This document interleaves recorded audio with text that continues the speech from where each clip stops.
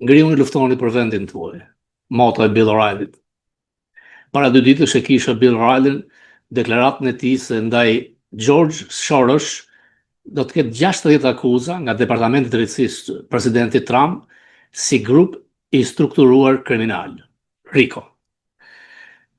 Në datën 2 dhjetor, në Fokus thamë që Byroja e Hetimeve ka bastisur zyrat e kryeministrisë dhe ka ndënjur deri në orën 2 të natës, mbasi kanë marrë nga kompjuterat të gjithë dhënat dhe nga dosjet duke fotokopjuar gjithçka. Palloshi, siç e thot Lubia, ka pranuar dje se kanë ardhur pa dorëzuar patllaken. Nuk e njeh shtetin. Byroja e Hetimeve kombëtare në Shqipëri kontrollohet nga amerikanët dhe është thuajse si FBI këtu. FBI nuk pyet kërkënd kur ka mandat të kaluar nga gjykatësi, shkon hyn dhe tek Bideni, tek Trump, arreston senator. Rama tregon frikën e madhe. Bleu gjykatën kushtetuese, e turpshme. Po të shikosh biografitë e tyre, dihet origjina ultra komuniste me lidhje me të kaluarën, por duhen parë transfertat e tyre financiare 2 muajt e fundit, duhet të publikohen adresat dhe protestat të jenë përpara shtëpive, banesave, vilave të tyre. Siç ka ndodhur këtu me gjykatën supreme. Lubia ka shumë mundësi që të bashkëpunoj me FBI në reale, por dhe me FBI në Shqipërisë. Në qoftë se shikoni qasjen amerikane, ka kohë që Departamenti Amerikan me metsi rrupjes nuk prononcohet. Në një shkrim në Fox News Digital, çka ndryshon nga Fox News broadcast kanali, dhe Trump gjithmonë ka qenë kundër tyre sepse ata janë kundra të shpotitës, pronë e Murdokut, është shkruar pikërisht për rastin se si është kthyer në detyrë një e korruptuar masive si Lubia Balluku. Dhe është cituar Nesho, i cili thotë që në Shqipëri Rama quhet Ramaduro. Për mua është Ramashenko. Por më të egër ka qenë Washington Examiner, reale media konservatore, kur i thotë Rama si Noriega, dhe më pas shtet mafios. Pra duro, do të vinë dhe surrel, do të bastisin, do të shkojnë deri në televizion ku familjarët e tu janë aksioner si motra me kontratat e Lubis. Fundi do të jetë i tmerrshëm. Ajo që bëre me gjykatën kushtetuese është thjesht një fitore si e pirrës, sepse hetimet nuk ndalojnë. Spaku tregua i zgjuar nuk kërkoi mas arresti dhe heqje imuniteti sepse ti Lubin do ta çoje në Vjenë, ku dërgon kurierët e saj. Siç detyrove ti këtë Ametaj, apo siç ndodhi me Tahirin. Këtë radhë, Spak ka të paktën 20 vet nga FBI amerikane që punon me ta. Do të ishte një shërbim i madh. Transfertat e tua financiare ky vend agjencitë e mëdha i din. Edhe lojrat kur çdo të fund vitit i vije këtu përfitimet. Berisha nxjerr që edhe bashkëshortja është e zhytur në korrupsion, madhor. Natyrisht të gjithë dinë që e keqe ka një emër, Edi Rama, por edhe ajo, e cila vjen çdo vit këtu, jo thjesht vizita familjare, mjekësore, por dhe për mbledhjen e aksionet të fshehura. Janë $120 miliardë buxhet, të vjedhura thuajse gjysmë. Por përse nuk ndodh si në Bullgari, si në Rumani, përse nuk ngrihen shqiptarët? Problemi është që kush e thret ngrihen. Berisha stoik i fort, por rrethohet nga njerëz që nuk i afrohen nivelit të tij dhe nuk kanë asnjë ngjitje shpirtërore me demokratë. Duhet shkundje. Ajo firmosja për Shabani është një test. Ose ata janë kundër ti ose janë të shitur. Në çdo vend kanë dëshkime. Në qoftë se kanë gabuar, janë treguar idiotesk, më e pakta, siç thoshte Koles Travoini, duhet japin dorëheqjen si deputet. Nuk më takon të jap sugjerime, s'kam qenë kurrë antar e asnjë partie dhe nuk e di se si funksionojnë thikat, helmet, përplasjet, por kur e shikon se cilët janë njerëzit që mbështeten dhe cilët jo, është çasti më i mirë që të reagojnë, sepse Lubia, Palloshi janë zhytur keq. Nuk i shpëton dot BE-ja, nuk i shpëtojnë vajtjet siç i futin në përshkretirë në vendet arabe. Ja them edhe një herë, platforma e presidentit Trump është që të mos përfshihen as në zgjedhje, as në drejtat njeriu, indiferent, por vetëm kur preken interesat e sigurisë kombëtare. Duket qartë mbështetja e SPAK, lufta e trafiqeve, tek ai telegram ngushëllimi për festat e 28 nëntorit u pa qartë, si në xhenaze, edhe për Rubion edhe për Trump. Sinaloa, dosit janë masive. E keqja ka vetëm një emër, Edwin Rama, por dhe një emër tjetër, Balluku, McGonigal, Bitcoin, Sinaloa, dosja e fotos ku ke shkelur ligjin federal elektoral me Obamën. Do të shkoj më tej. Janë blerjet me firma fantazme të sankcionuara nga NATO dhe Matahari Athinës që kontrollon shumë. Që nga vendimi i kushtetutës Rama s'është më kryeministër, është Lubia. Ata janë bashkë. Vëngu edhe ai tjetër i Athinës kisha kujtuar se kishim shpëtuar nga diktati i Athinës. Jo, kam gabuar. Nuk është thjesht lidhja shpirtërore me Vučić. Beograd-Athinë. E keqja shekullore ndaj nesh. Vetëm nacionalizmi e shpëton Shqipërinë. Duhet të quhen studentët. Ai brezi gjenerata Z, ai brez që nuk shikon lajme dhe ka drejt, ai që brez që nuk do t'ja di për televizorët si të Ramës, si të Berishës dhe ka drejt, por është ai brez që e ka të dhënuar të ardhmen. Ata duhet të qohen. Ata u qohen në Bullgari, po qohen në Rumani. Ata ishin këtu që sollën një komunist për major të New Yorkut. Unë shpresoj, ndërkohë që në Amerikë ka qëndrime ndryshme nga i presidenti Trump. Sot do të përqendrohem tek një emër i madh, George Will, konservator real, i cili është kputur nga Trumpi, i cili shkruan në Washington Post, që është gazetë e marke general, një administrat e varfër morale dhe e përshtirë, thot Will. Lidhur me Venezuelën, Ukrainën dhe shumë më tepër, Trump dhe ndihmësit e tij janë më keq se sa janë të paaftë, shkruan Will. Në vitin 1967, romancieri Gwyn Griffin botoi një roman të luftës dytë botërore, një domosdoshmëri operacionale, i cili 58 vjet më vonë është përsëri rëndësishëm. Sipas ligjeve të luftës, të mbijetuarit e një anije të fundosur nuk mund sulmohen. Por një kapiten në ndeceje gjermane, pasi fundosi një anije franceze, urdhëron me mitraloz të vrisnin ekuipazhin e anijes, në mënyrë që mbijetesa e tyre të mos rrezikojnë njerëzit e tij, duke zbuluar se ku po vepron anija e tij. Në kulmin dramatik të librit shkruan Will, një gjykate pas luftës shqyrton llogaritjet morale të komandantit gjerman. Asnjë domosdoshmëri operacionale nuk e justifikoi urdhrin de facto të Hegseth për të vrarë 2 mbijetuar që mbaheshin me duar mbas rrënojave të një prej anijeve të supozuara të drogës të zhdukura nga forcat amerikane pranë Venezuelës. Shkruan Will, nuk është mendimi im. Urdhri i tij, thot Will, u raportua nga Washington Post. Urdhri ishte të vriteshin të gjithë, thot njëri. Dhe kjo nuk është mohuar shprehimisht nga Hegseth. Presidenti Trump thot se Hegseth i tha atij se ai nuk e tha këtë gjë.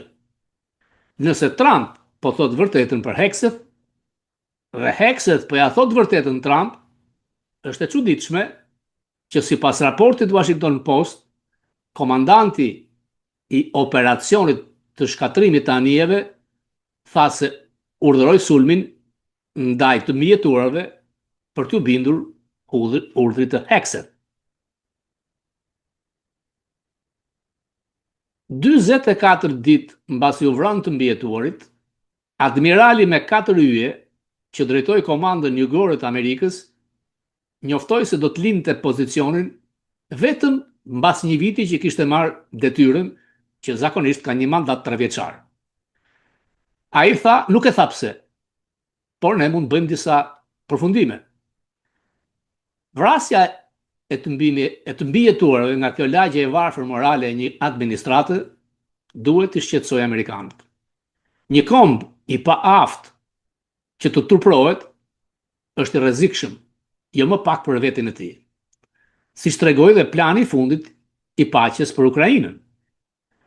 George Will shkruan se Mark Rubio, i cili është sekretar shteti dhe këshilltar i sigurisë kombëtare, nuk dukej se ishte asnjëri prej tyre kur presidenti publikoi planin e tij me 28 pika për Ukrainën. Plani u artua nga administrata Trump dhe zyrtar rus pa asnjë ukrainas pjesëmarrës. Ai lexon si një letër me listë dëshirash nga Putin drejtuar babagjyshit. Ukraina të lëshoj tokë që Rusia nuk ka arritur t'i poshtojë, pothuajse 4 vjet agresion. Rusia të ketë të drejtë veto mbi përbërjen e NATO-s, forcat paqëruese në Ukrainë dhe madhësitë e forcave të armatosura të Ukrainës. Rubio, shkatësia e njohur e bindjeve të cilit ndoshta nuk është e pafundme, u tha disa prej ish kolegëve të tij në Senat se plani ishte vetëm një hap i parë nga Rusia, megjithse Trump kërkoi që Ukraina ta pranonte atë brenda disa ditëve. Senatori republikan i Dakotës Jugut, Rounds, një folës i saktë dhe i matur, raportoi se në një konferencë telefonike me një grup senatorësh dypartjak, Rubio ka thënë se plani ishte një propozim rus. Ai na e bëri shumë të qartë se ne jemi marrës të një propozimi që ju dorëzua njërit prej përfaqësuesve tanë. Nuk është rekomandimi ynë. Nuk është plani paqes. Megjithatë, shkruan Will, disa orë më vonë, Rubio ndryshoi qëndrim, duke thënë se në mediat sociale se Amerika, Shtetet e Bashkuara ishin autor të planit. Dështimi i administratës mund të pasqyrojë më shumë se sa paaftësinë e saj karakteristike. Në një botë në errësirë, dobësitë sistematike të demokracive të begata po bëhen më të qarta. Libri i sociologut të Harvardit Daniel Bell i vitit 76, Kontradiktat kulturore të kapitalizmit, argumentoi se suksesi i kapitalizmit minon parakushtet morale dhe të sjelljeve të kapitalizmit. Begatia prodhon një kulturë të menduarit, të tashëm, të shkujdesjes. Kjo minon kursimin, zellin, disiplinën dhe shtyrjen e kënaqësisë. Gjithmonë sipas George Will. Kontradiktat kulturore të demokracisë sotme janë: shumica voton për përfitimet qeveritare të financuara nga deficitet, të cilat rekrutojnë pasurinë e brezave të ardhshëm që do të trashëgojnë borxhin kombëtar. Të drejtat i lënë më një anë, si dhe dispozitat për sigurinë kombëtare. Dhe një varësi anesteziste nga qeveria prodhon një harres të brendshme ndaj rrezikeve të jashtme dhe tërheqje frike nga të vërtetat e hidhura. 2 javë më parë, shefi i shtapit i ushtrisë franceze tha: ne kemi njohuri dhe kemi forcë ekonomike, demografike për ta bindur regjimin Moskë. Ajo që na mungon është fryma që pranon se do të duhet të vuajmë nëse duam të mbrojmë atë që jemi. Nëse vendi ynë lëkundet, sepse nuk është gati të humbas fëmijët e tij, ose të vuaj ekonomikisht sepse përparësia do të jetë prodhimi ushtarak, atëherë ne me të vërtetë jemi një vend në rrezik. Putini me siguri e ka shijuar zmbrapsin franceze nga këto fjalë. Dhe ai ka vënë re se në lidhje me Ukrainën dhe sulmet ndaj anijeve pranë Venezuelës, Trump nuk mund t'i mbaj historitë e saj të qarta. Kjo ndoshta edhe për arsye që Scott kuptoi çfarë rrjet të ngatruar për thurim, kur praktikojmë për herë të parë të mashtrojmë. Amerikanët, thot ai, janë të mashtruar. Biseda shqyrton implikimet morale të veprimeve të supozuara nga sekretari i mbrojtjes Hektet, siç përshkruhet në artikullin e George Will. Pra, një emër i madh, i cili njihet nga konservatorizmi amerikan, i bën një radiografi asaj që po ngjet me këtë administratë. Megjithatë, unë mendoj se Trump moralisht ka të drejtë. Ukraina nuk ka asnjë shans që të fitojë me Rusinë. Është një vend me 6.000 mbushje bërthamore. Dhe po t'i kthehemi marrëveshjes të hershme të Gorbachevit, NATO nuk do të shkonte në kufit në Rusisë. Dhe Rusia ndihet e provokuar. Por ideja që ka një pjesë e madhe e magës është që Rusia është vend i bardhë, vend i krishterë, po mbron krishtërimin, po mbron perëndimin, edhe kjo është fals. Natyrisht që janë vrarë dhe plagosur 1 milion rus, janë vrarë dhe plagosur 400.000 Ukraina. Si shqiptar, janë dy vende që nuk njohin Kosovën. Dhe bufoni Rama kujton se ka drejt të japë mendime geniale, nuk është në kapacitetin e tij. Qasja e Trumpit ndryshon nga gjithë presidentët e mëparshëm. Platforma e strategjisë sigurisë kombëtare, shkruar nga 2025 projekti famshëm i djathtë, ndryshon tërësisht. Trump do të mbështet forcat e djathta në Europë. E quajnë Bashkimin Evropian vende dekadente të drejtuar nga lider dobët. Më falni, Europa po rrudhet. Në qoftë se numri i lindjeve në Amerikë është 1.79, në Evropë është 1.29, janë 45 milionë emigrantë ardhur nga vendet e lindjes mesme.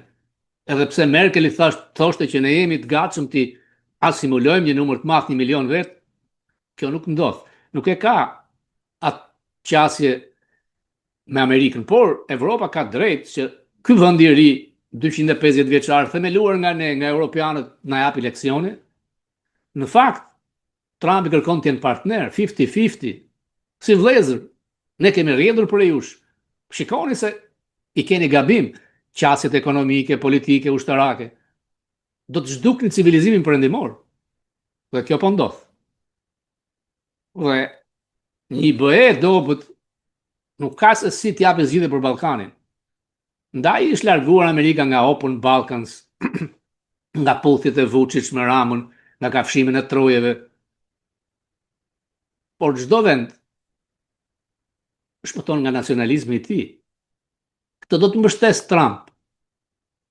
Por në Bullgari vendosin bullgarët, në Rumani vendosin rumunët, në Hungari hungarezët, në Shqipëri duhet vendosin shqiptarët. Shansi i opozitarizmit në Shqipëri është që Rama është kapur në korrupsion madhor dhe ka shkelur me kartelet në trafiqet duke prekur interesat amerikane. Ai e ndjen frikën. Ne jo kemi thënë për para 2 javë që Byroja e Hetimeve ka bastisur zyrat e Lubis. Kanë marrë të gjithë dhënat në kompjuter, kanë kopjuar çdo gjë. Sepse ata trajnohen dhe drejtohen, kanë rreth 20 specialistë FBI të atje. Follow the money. Edhe gurtë të çmuar diamante që bien korrierët e palloshit Lubis. Nuk ka ku shkon. Dhe ju kam thënë, çdo vend plas në 2 mënyra, si ajo tenxhere me presion që zihen, ose beftas. Çfarë sjell minuti nuk sjell sahati, thënie e hershme. Por bufoni, i smuri i Europës i glendore, ka kaluar në anti-amerikanizëm patologjik. Shkonte festa e largimit të ambasadores greke, ka mbi 1 vit që nuk shkon në ambasadën amerikane. Nuk u ftua as tek anija luftarake, se takon asnjë, as Biden, as Kamala nuk denjoj të takonte, por takoj Veliaj. Veliaj duhet të ketë shitur dhe ka raportuar në ambasadë. Ametaj gjithashtu. Them se kjo po ndodh dhe me Lubin. Do të jemi në kontakt. Ai ka frikë nga byroja e hetimeve, ka frikë se do të shkojnë në Surrel, tek ai televizori që me familjarët e tij, por ka frikë edhe këtu, sepse e ka ndaluar mbi një orë FBI dikur pa pasur mandat, por dosjet e tij janë masive. E keqja në Shqipëri ka vetëm një emër, Edwin Rama. Thank you.